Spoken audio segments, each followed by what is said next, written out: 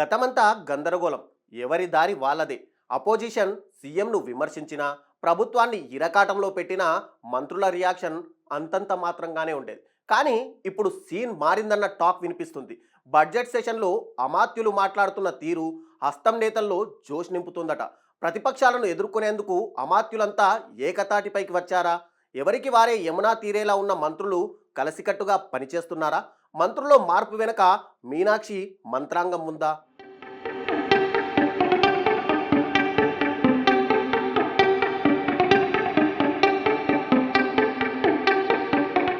తెలంగాణ కాంగ్రెస్ అంటేనే తలోదారి అనే చర్చ ఉంటుంది.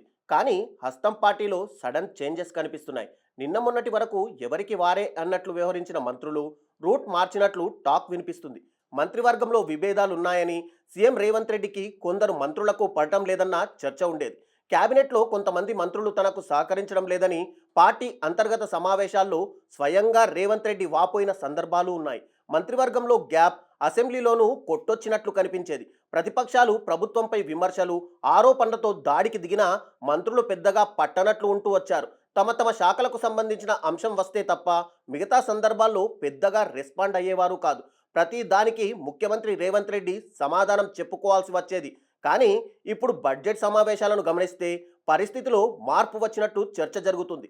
ఈ అసెంబ్లీ సమావేశాల్లో అధికార కాంగ్రెస్లో చాలా చేంజెస్ వచ్చాయన్న టాక్ వినిపిస్తుంది. స్పీకర్ ప్రసాద్ కుమార్పై బీఆర్ఎస్ సభ్యుడు జగదీష్ రెడ్డి చేసిన వ్యాఖ్యల విషయంలో ఇది స్పష్టంగా కనిపించింది.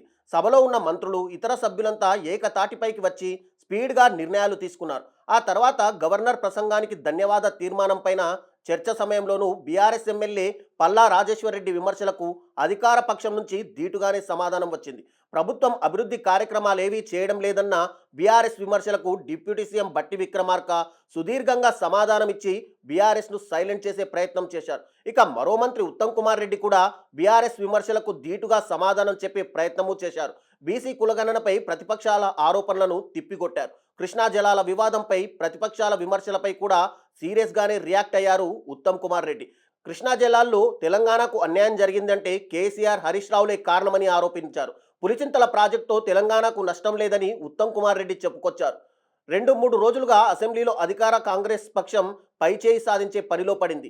అసెంబ్లీ అధికార పార్టీ టీం వర్క్ మొదలైందన్న మాటలు వినిపిస్తున్నాయి. పార్టీలో ఇది మంచి పరిణామమని నేతలు చర్చించుకుంటున్నారు.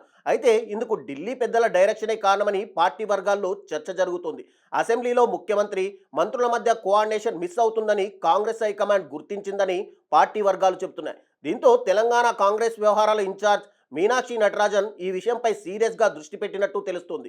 సీఎంకు, మంత్రులకు మనస్పర్ధలు, విభేదాలుంటే అంతర్గతంగా మాట్లాడుకోవాలని, కానీ ప్రతిపక్షాలకు అవకాశం ఇచ్చేలా ప్రదర్శించవద్దని గట్టిగానే చెప్పినట్టు సమాచారం.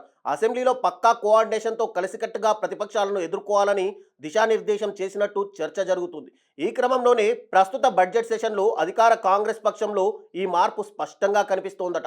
హైకమాండ్ ఉపదేశం బాగానే పనిచేస్తోందని పార్టీ వర్గాలు సైతం చర్చించుకుంటున్నాయి.